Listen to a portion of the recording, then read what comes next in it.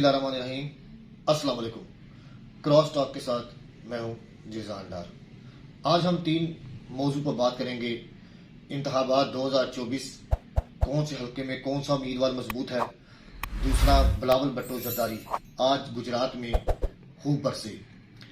उसके बाद जो सबसे अहम केस अडयाला जेल में इमरान खान के खिलाफ साइफर केस और दीगर इशू पर बातचीत हम करेंगे। तो सबसे पहले हम इंतखाबात 2024 पर बात करते हैं। हर बदलते दिन के साथ हम आपको नए उम्मीदवारों के मतलब बताते रहते हैं, कौन से हल्के में कौन सा उम्मीदवार ज्यादा मजबूत है। आज हम जिस पर बात करेंगे वो है NA 62। ये NA 62 है, बड़ा इंपॉर्टेंट हल्का है। इसमें पाकिस्तान मुस्लिम लीग नून के चौधरी आबिद रजा साहब हैं, उसके बाद चौधरी मूसा लाई साहब हैं, फिर उसके बाद चौधरी मोहम्मद अलियास चौधरी। ये 3 कैंडिडेट के दरमियान मुकाबला है। अगर देखा जाए तो चौधरी आबिद रजा साहब की जो मुहिम है वो इतनी गरज चमक के साथ नजर नहीं आ रही।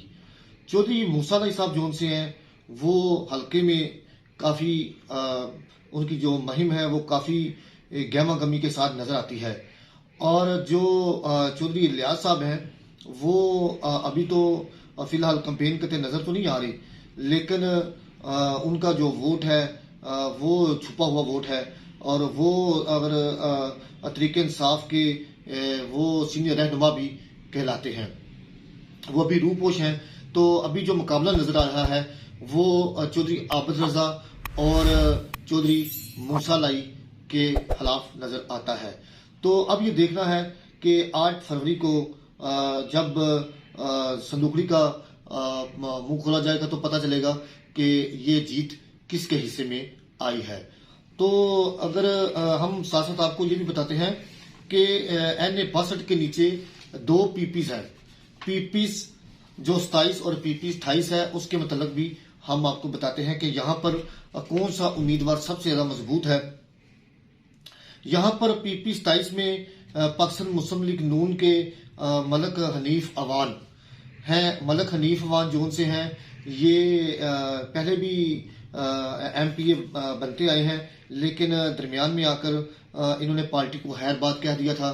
तो अभी कुछ ही माह हुए हैं इन्होंने वापस पाकिस्तान मुस्लिम लीग नून में शमूलियत की और शहबाज शरीफ से मुलाकात की।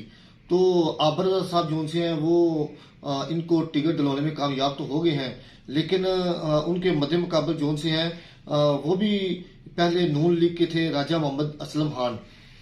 उन्होंने जो उनसे पाकिस्तान मुस्लिम नून की टिकट के लिए खासी भाग दौड़ लगाई, लेकिन उनका जो आबिद रजा साहब थे उन्होंने इनको बोला था कि आपको हम टिकट पीपी 27 से लेकर देंगे, लेकिन आबिद रजा साहब इनको टिकट लेने में नाकाम नजर आए। उन्होंने उसी टाइम चंद ही लम्हों में अपना मुस्लिम नून के जनरल सेक्रेटरी से इस्तीफा दिया और वो फौरन पाकिस्तान मुस्लिम काफ में शमूलियत इख्तियार कर ली।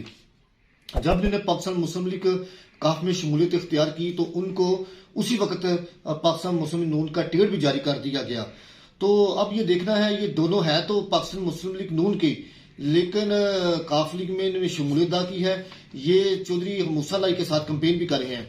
तो मूसा लाई साहब जो उनसे हैं वो भी इनके लिए वोट मांग रहे हैं, और राजा मोहम्मद असलम साहब जो उनसे हैं ये मूसा लाई साहब का फायदा उठाते हुए काफी टफ टाइम देंगे मलक हनीफ अवान साहब को। तो उसके बाद अगर देखा जाए तो पीपी 28 ये भी बड़ा इंपॉर्टेंट हल्का है। पीपी 28 में अगर देखा जाए तो पाकिस्तान मुस्लिम लीग नून के शबीर अहमद ये आबिद रजा कोटला के भाई हैं, ये टिकट लेने में कामयाब हुए हैं। उसके बाद नईम रजा ये भी आबिद रजा के भाई हैं, लेकिन इन्होंने काफ लीग से टिकट ली है। अब ये देखना है, घर के अंदर इख्तलाफात की वजह से दोनों भाई आपस में एक दूसरे के आमने सामने आ गए हैं और मुकाबला इंतहाई सख्त नजर आता है।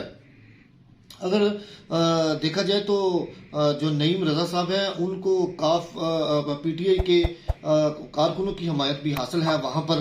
तो अब मुकाबला इन दोनों भाइयों में बड़ा सख्त नजर आता है, लेकिन 8 फरवरी को पता चलेगा कि कौन जीता और कौन हारा।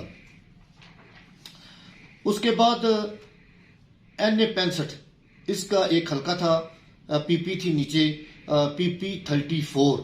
ये भी बड़ी इंपॉर्टेंट पंजाब असम्बली की सीट है। इसमें पाकिस्तान मुस्लिम लीग नून के जोन से हैं मियां तारक साहब हैं। मियां तारक साहब जोन से हैं, ये 7 मरतबा MPA मुकम्मल बनते आए हैं। और अब पिछली दफ़ा इनको टिकट नहीं मिला था तो ये पार्टी के साथ थे। अब क्योंकि इनको दोबारा टिकट मिला है और ये पाकिस्तान मुस्लिम लीग नून से इलेक्शन लड़ रहे हैं, उनके मुकाबले में इनके कज़न हैं हिलाक अहमद रनिया साहब, लेकिन इख्तलाफात हैं, बड़े सख्त इख्तलाफात हैं दोनों में, उनके साथ मुकाबला है। और उसके बाद चौधरी शुजात साहब की बहन है सुमेरा लाही, वो भी जोन से मुकाबला लड़ी हैं, यहाँ से मुकाबला खासा सख्त नजर आ रहा है। उसके बाद हिलाक अहमद रनिया साहब के कज़न है, वो भी मुकाबला में उन्होंने हिस्सा लिया है। चौधरी इजाज अहमद वो भी ट्रैक्टर से इलेक्शन लड़े हैं। हालांकि अगर देखा जाए तो हिलाक अहमद रनिया जोन से वो पाकिस्तान मुस्लिम लीग काफ से थे, लेकिन उनको टिकट नहीं मिली, उन्होंने अपनी टिकट चौधरी इजाज अहमद को दे दी थी। तो अब मुकाबला तो बड़ा सख्त नजर आ रहा है। मियां तारक साहब की भी कैंपेन तो नजर आ रही है, लेकिन हिलाक अहमद रनिया साहब जोन से हैं, वो भी धड़ाधड़ मुहिम उनकी भी तेज है। इलेक्शन में मुकाबला खासा सख्त नजर आता है। ये इंतखाबात के मुतल्लिक हमने बताया आपको।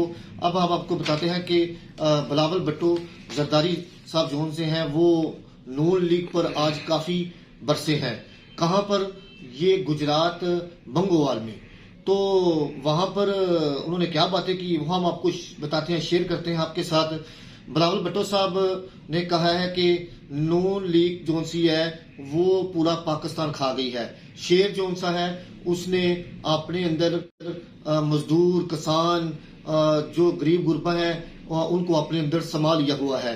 तो उन्होंने कहा है कि आपने अगर पाकिस्तान में तब्दीली लानी है तो पाकिस्तान पीपल्स पार्टी को वोट दें, तीर के निशान पर ठप्पा लगाएं, मुझे मुंतखब करें, मैं इंशाल्लाह मुंतखब होकर आपकी खिदमत करूंगा। अपनी वालदा का बेनजीर इनकम सपोर्ट जो प्रोग्राम है उसको बढ़ा दूंगा और वो गरीब गुरबा में ज्यादा से ज्यादा उसको हम तकसीम करेंगे। फिर उन्होंने बोला कि आपने अगर किसी आजाद उम्मीदवार को वोट देना है तो समझना, आजाद उम्मीदवार अगर जीत जाता है तो आपने यही समझना है कि आजाद उम्मीदवार जोन सा है वो पाकिस्तान मुस्लिम लीग नून का ही था।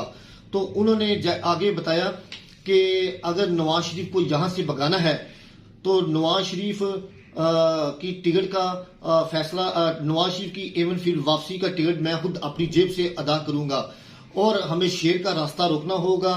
फिर उसके बाद उन्होंने कहा कि मेरी वालदा के दौर में, पीपल पार्टी के दौर में आज तक कोई कैदी नहीं रहा।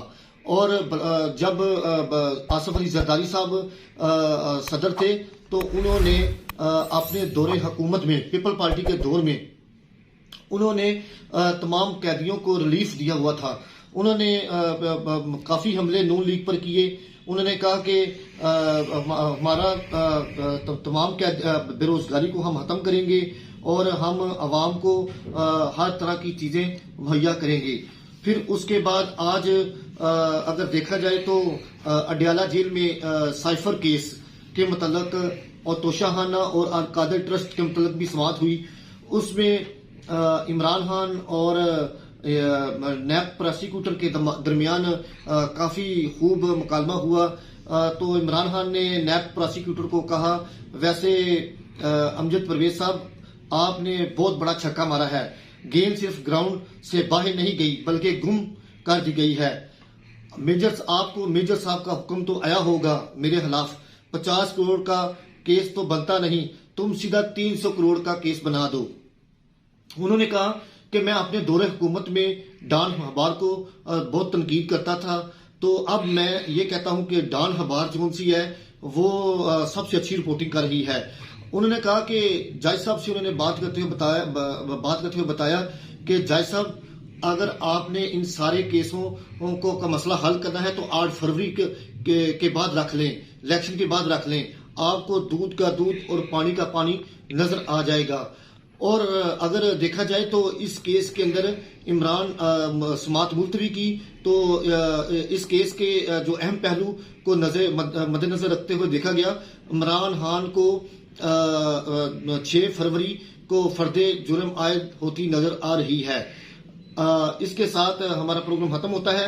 अगर आपको मेरा प्रोग्राम अच्छा लगता है तो आप मेरे प्रोग्राम में लाइक, कमेंट और सब्सक्राइब करें और बेल आइकन का बटन ऑन जरूर करें। बहुत शुक्रिया।